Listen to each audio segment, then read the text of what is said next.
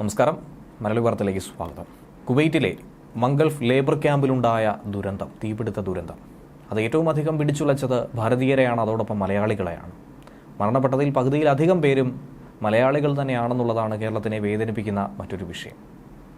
എന്നാൽ അവിടെ സംഭവിച്ചത്, തുടക്കത്തിൽ പുറത്തു വന്ന വാർത്തകൾ അനുസരിച്ച് ഗ്യാസ് സിലിണ്ടർ പൊട്ടിത്തെറിച്ചു.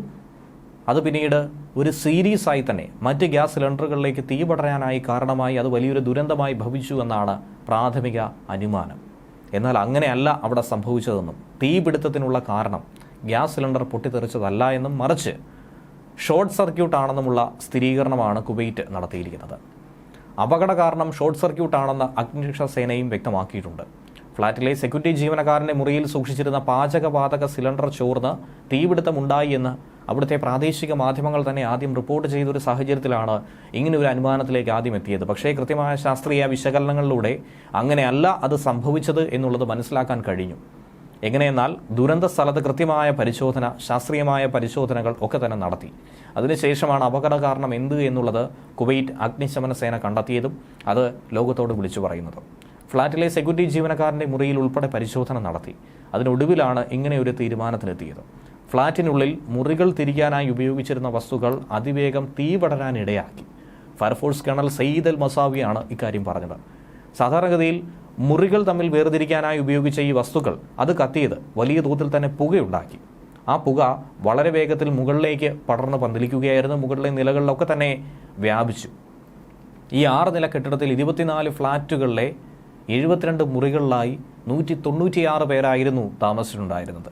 അതിൽ 20 പേർ നൈറ്റ് ഡ്യൂട്ടിയിലായതുകൊണ്ട് 176 പേർ ഈ ഫ്ളാറ്റിലുണ്ടായിരുന്നു, ആ ക്യാമ്പിലുണ്ടായിരുന്നു. അവരെയൊക്കെ തന്നെ ഇത് സാരമായി ബാധിച്ചു.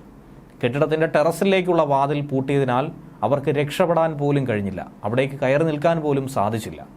എന്നാൽ രക്ഷപ്പെടാൻ ടെറസിലേക്ക് സ്റ്റെയർ കേസ് വഴി എത്തിയവരാകട്ടെ വാതിൽ തുറക്കാൻ കഴിയാതെ അവിടെ കുഴഞ്ഞു വീഴുകയാണ് ചെയ്തത്. അപകടമുണ്ടായ സമയവും ദുരന്തത്തിന് വ്യാപ്തി കൂട്ടാൻ കാരണമായി എന്ന് തന്നെയാണ് ഇപ്പോൾ അനുമാനം. കാരണം പുലർച്ചെ 4:30-ഓടെയാണ് തീ പടർന്നത്. ഭൂരിഭാഗം ആളുകളും നല്ല ഉറക്കത്തിലായിരുന്നു. അതുകൊണ്ട് തീ പടർന്നത് പോലും അവർ അറിഞ്ഞിട്ടുണ്ടായിരുന്നില്ല. പലരും വിഷപ്പുക ശ്വസിക്കുന്ന സാഹചര്യം പോലും ഉണ്ടായിരുന്നു.